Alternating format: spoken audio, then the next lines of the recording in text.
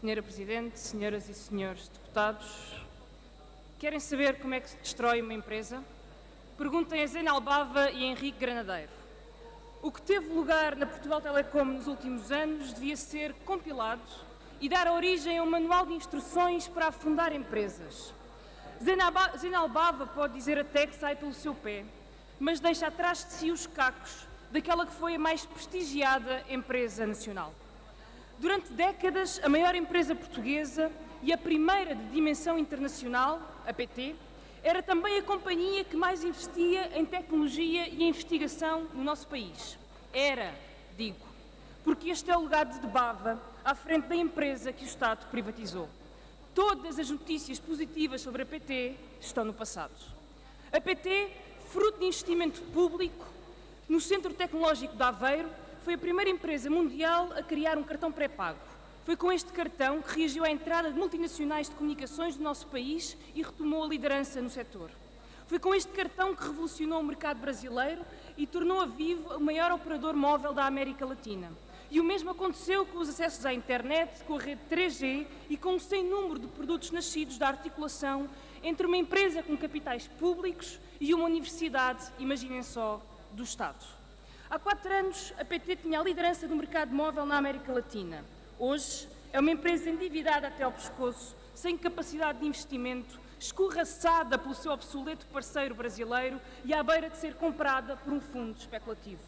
O mesmo fundo, diga-se de passagem, que depois de adquirir a Cabo Visão, fez do despedimento de 100 funcionários o seu primeiríssimo ato de gestão. Senhoras e senhores deputados, não será certamente coincidência que a queda livre da PT coincida temporalmente com a alienação da Golden Share do Estado na empresa. Também não é coincidência que o momento-chave da destruição de valor na PT coincida com a venda da Vivo e que isto tenha acontecido num primeiro momento com a oposição do Estado, mas que este Estado se acabou por vergar à pressão do maior acionista da PT, o BES. O banco de Ricardo Salgado precisava de liquidez e o futuro de uma empresa estratégica portuguesa era a sua última preocupação no momento. Foram essas necessidades de liquidez que fizeram com que a PT, durante anos e anos a fio, fosse a empresa que mais generosos dividendos foi distribuindo.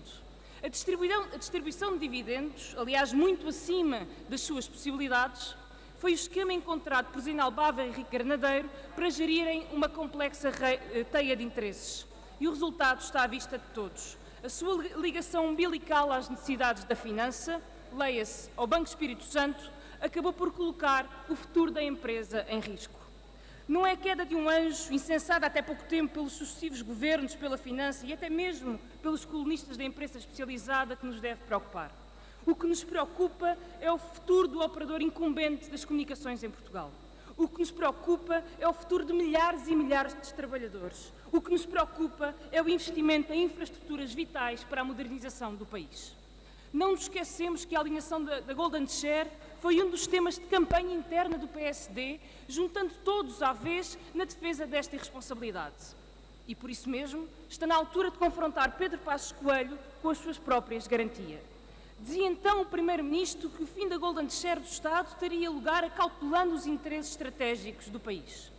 Senhores deputados, das duas uma, ou Passos Coelho, na forma distorcida com que vê a economia e a sociedade, entendia que o interesse estratégico do país passava por entregar uma das mais importantes empresas nacionais a um pequeno fundo internacional sem nenhum conhecimento ou capacidade de investimento, ou então estamos perante um ato consciente de favorecimento dos interesses privados.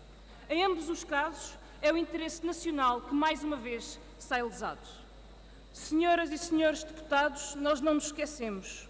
PSD, PS e CDS foram-nos garantindo, ano após ano, que as privatizações não iriam colocar em causa a permanência dos setores estratégicos em mãos nacionais.